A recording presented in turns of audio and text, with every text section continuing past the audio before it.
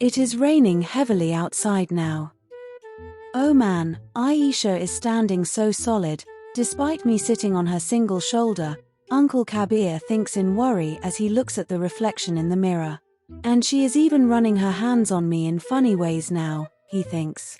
Ayesha now carries Kabir to the bed and places him on it. So let us start the ritual, Ayesha auntie says. Darn, I hate this, Kabir thinks and lowers himself towards Ayesha auntie. Ayesha auntie holds him by his chest and stomach and lifts him up into an overhead lift. Oh man, she can still lift me up overhead as easily as ever, Kabir thinks. Ayesha auntie is now standing jubilantly carrying her husband Kabir on an overhead lift now. Not only is Ayesha auntie carrying her husband Kabir on an overhead lift, she lowers him slowly so that his face reaches hers and they smooch once. Ayesha now raises him up again over her head. Ayesha's biceps and shoulder muscles are visible in full glory now. Meanwhile, Addy is now getting ready to sleep. He freshens up and changes into the night suit. Misha hands over the kids to Mona, as she is babysitting the sleeping kids as usual for the night. Happy birthday again my sweet sis, Mona says and kisses her cheek. Have a good one tonight, she winks at Misha and leaves.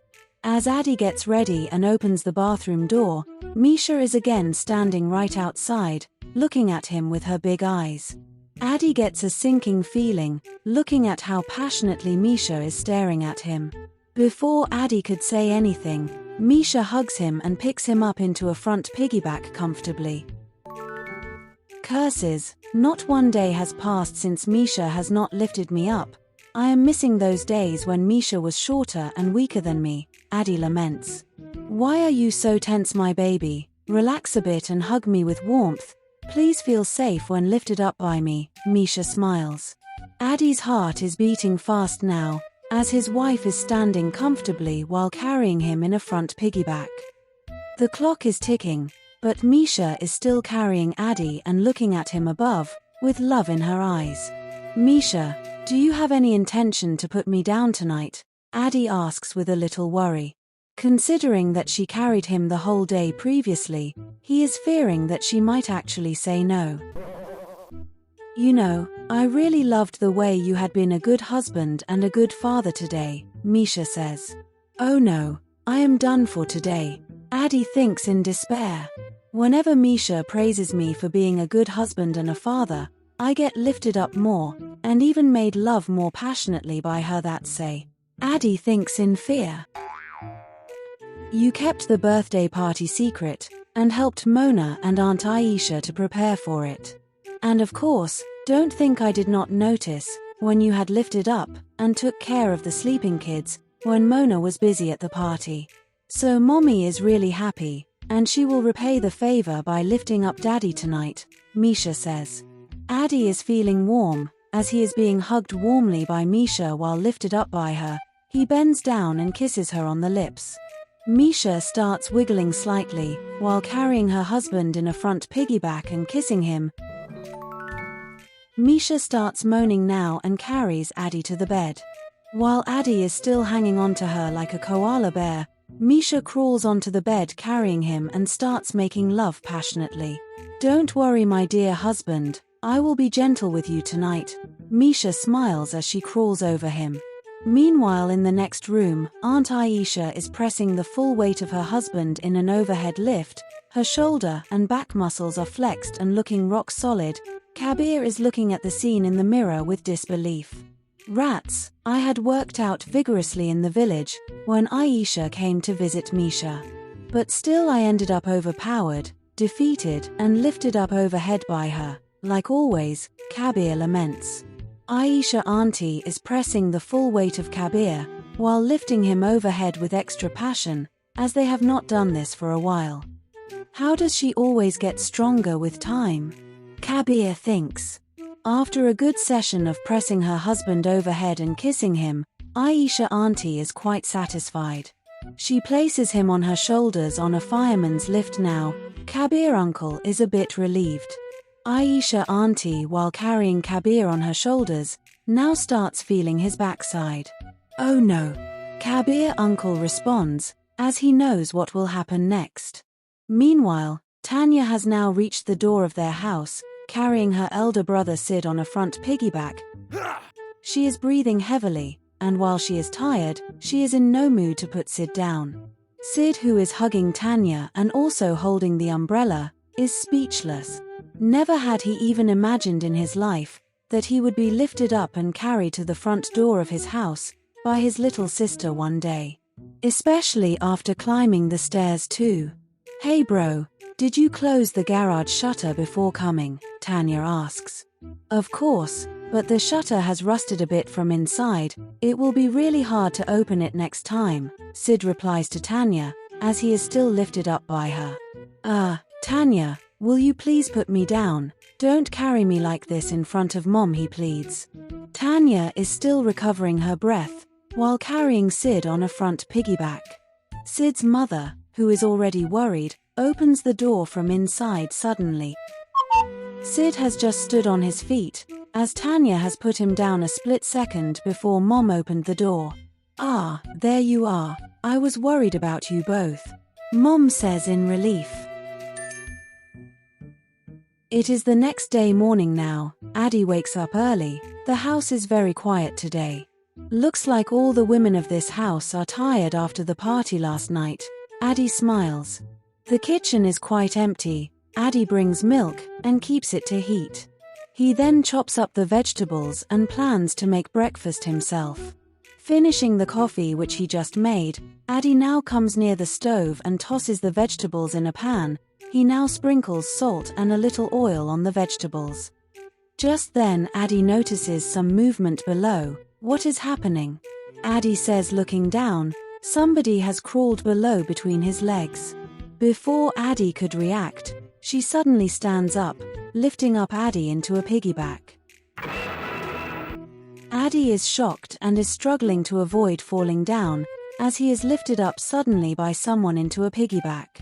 "Misha, what are you doing?" Addy exclaims in confusion. Lifting up Addy comfortably in a piggyback now, the lifter grabs his hands and wraps it around her neck. She then looks up above. It is Mona. "Rats, what are you doing, Mona? Have you lost your mind?" Addy asks in disbelief. Never has anyone played a prank like this on him. Even his wife Misha has not lifted him this way. Mona now starts laughing, while still carrying Addy piggyback in the kitchen. "I am impressed, bro-in-law. Even when shocked, you still take the name of Misha, your wife. That's why I believe that my sister Misha is the luckiest woman in the world," Mona says and bounces up Addy on her back. "Oh God, if somebody spots me lifted up by my sister-in-law like this, that too in the kitchen, what will they think of me?" Addy asks. "Come on, bro-in-law, nobody will come, you simply worry too much," Mona says, looking at Addy, whom she is carrying comfortably on a piggyback. The women of this house always reward their men when they help at home, Mona says, and while still carrying Addy piggyback, continues the cooking which Addy had started. "But Mona, I wanted to cook this morning," Addy says. "That is impossible, bro-in-law. The men of this house should never cook when the women are around. The best thing for you now is to keep being carried by me and instruct me in the cooking," Mona says. Suddenly Misha comes into the kitchen, still wearing the night dress, hair all messed up and yawning, straight from the bed. "Addy, why are you lifted up by my little sister so early in the morning? Don't you know that I cannot start my day until I get an early morning smooch from you?" Misha asks, yawning. Addy is stunned. Mona is just giggling as she is still carrying Addy piggyback. "Here, give my husband back, little sister," Misha says, yawning. "Of course, sis, he is always yours." Mona smiles and, still carrying Addy piggyback, turns around. Misha picks up Addy holding his armpits, lifts him up from Mona's back and places him into a front piggyback, hugging him. Addy is feeling helpless as Misha now smooches him tightly, while hugging him warmly in a front piggyback. Misha even moans slightly while smooching Addy with passion. Oh my, even I am getting a bit turned on looking at this scene, Mona thinks. Enough you both. Mona says, covering her eyes. Please don't display your affection in public like this. Go back to your room, Mona laughs. Misha now carries Addy back into the bedroom yawning and closes the door. Just then, Uncle Kabir comes into the kitchen from the bedroom. Good morning, Dad. Mona wishes Kabir uncle and lifts him up from the front. Mona had never lifted up her dad so high before. The surprised Kabir uncle wishes her back. Both are now drinking coffee on the table. So Dad, how come you arrived so late yesterday? Your train was to arrive early in the morning, right? Mona asks. I actually missed the train, so I drove all the way from the village till here on our motorbike, Kabir uncle replies. Oh wow, our classic motorbike is here now? Mona exclaims in excitement. Meanwhile, Tanya is getting ready for an interview. Her dad is also getting ready to drive to his office. Sid comes to the dining hall for breakfast after getting ready for work. Mom is busy cooking in front of the stove when Tanya whispers to Sid. Come here, she calls him with a low voice. Now what does she want? Sid thinks and comes to her. Tanya just smiles mischievously. She suddenly bends down and scoops him up high into a cradle. Sid is horrified. Curses. What if Mom or Dad spots me lifted up in a cradle by my little sister like this? Sid thinks in shock and looks around. Mom has not noticed that Tanya has lifted up her elder brother in a cradle and is just busy cooking at the stove. Dad is busy wearing shoes in the front yard. Curse it, you little brat. If Mom or Dad spots me lifted up so easily by you in a cradle like this, it will be a disaster. Sid shrieks in low voice to Tanya. Put me down immediately, he demands. Tanya, while still carrying her elder brother in a cradle, is smirking at him with a wicked expression. What is the matter, big bro? Can't you accept the fact that your little sister is now strong enough to carry you whenever she wants? Tanya smiles. Sid's heart is beating fast, but Tanya puts him down before Mom turns behind. Sid is relieved. Tanya smiles now. Big bro, you are never safe from me now. Suppose if nobody is watching, then you can be lifted up by your little sister, anytime, anywhere and for any duration. So watch out. Tanya smiles and leaves. Curses, this Tanya is becoming stronger with each passing day, and it is getting difficult to be at peace in my own house now, Sid grumbles. And big bro, Tanya peeps inside from the front door. I am taking your motorbike to attend an interview today, she says. What? Then how should I travel to my office? Sid asks. Well, I think it is time you purchase a new scooter. Tanya giggles and leaves. Curses, Sid grumbles. Tanya now climbs down the stairs singing a song and turns towards the garage. Dad is standing in front of the garage. Why is Dad standing in front of the garage, instead of opening the shutters and getting into the car? Tanya thinks. Hey Tanya, can you call Sid? The shutters have rusted a bit and has jammed. I am not able to lift it up myself, Dad says. Then I am the correct person, Dad. Don't you know, I am now the stronger kid in the house, Tanya says and walks to the garage shutters. Tanya now bends down and with a grunt, lifts up the heavy shutters herself. Oh my, Tanya has become really strong. Even I was not able to lift up that shutter, Dad thinks. Well, that was easy. Tanya smiles and dusts her hand. I think I deserve a reward for the help, Dad, Tanya says smiling. Dad is about to reach his wallet when Tanya suddenly runs towards him. No Dad, I was just joking. Sid is giving me enough pocket money now. She smiles and holds his hands with affection. Just then the neighbor's dog, Fluffy, starts barking from the fence loudly at them, wagging its tail. Oh my God, this puppy has grown really huge, and that too in such a short time, Dad says in surprise. I think it could even jump out of their fence now. I should warn the owners that Fluffy has grown really big now, and he can jump out of the fence anytime, Dad says. Wow, Fluffy is looking like a big ball of cloud now, Tanya giggles. Fluffy is an overly friendly dog and likes getting cuddles from all. Suddenly Fluffy manages to jump from the fence. Tanya and Dad are looking in disbelief. Fluffy now enters their yard and starts running fast towards Dad, wagging its thick bushy tail. Oh God, this dog is appearing even bigger as it is approaching me. If it jumps on me, I will be crushed, and my dress will be ruined. I have an important meeting with foreign visitors today, Dad screams in fear. Tanya shows quick thinking and immediately scoops her dad into a quick cradle on her arms to prevent Fluffy from reaching to him. Dad is shocked beyond belief. His little daughter has lifted him up on her arms in a cradle. Fluffy now comes near Tanya, who is standing there carrying her dad in a cradle. Fluffy, shoo. Go away, Tanya says, but Fluffy is too excited to listen to her. Fluffy now is getting ready to jump and lick Tanya's dad, who is now lifted up on her arms.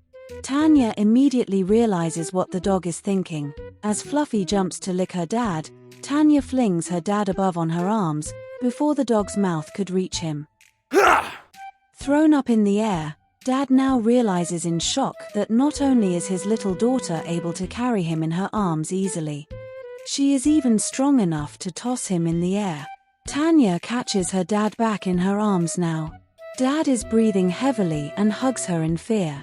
Oh God, this dog has become really difficult to manage, Tanya says while still carrying her dad in a cradle. Fluffy is still excited. It now starts running around playfully. Oh God, how will I reach my car in this situation? If Fluffy jumps on me, his paws will surely make my clean pressed clothes dirty. Dad says to Tanya, who is still carrying him cradle. Well, Dad, I have one idea, Tanya replies with a mischievous smile. Dad knows what it means when Tanya smiles like that. Wait a minute, now don't play any pranks on me this time, you little devil, Dad says. Come on Dad, you trust your daughter, don't you? Well, the only safe way you can reach your car, while staying away from Fluffy, is by sitting on my shoulders, Tanya announces. What? Dad is in disbelief hearing this. That is impossible. I am much heavier than you, he says. Come on Dad, has Sid not told you? I can already lift and carry Big Bro in all possible ways. He may be the elder child at home, but now, I am the strongest. Tanya announces. In fact, I am confident that I am the strongest in the house now. Tanya laughs like a villain, while still carrying her terrified dad in a cradle. Oh God, Tanya has grown into a powerful woman, Dad realizes. Tanya now carries her dad to the steps and lowers him on it. Quick Dad, Fluffy is on the other side of our yard sniffing something. Sit on my shoulders before he notices us. Quick, she says. As Fluffy is still far away busy sniffing something, Tanya's dad is struggling to lift up his leg and sit on her shoulders. Using the staircase grill as support, Dad finally sits on her shoulders now with difficulty. Tanya flexes her arms, laughing with a devilish tone, while her scared dad is lifted up on a shoulder sit on her.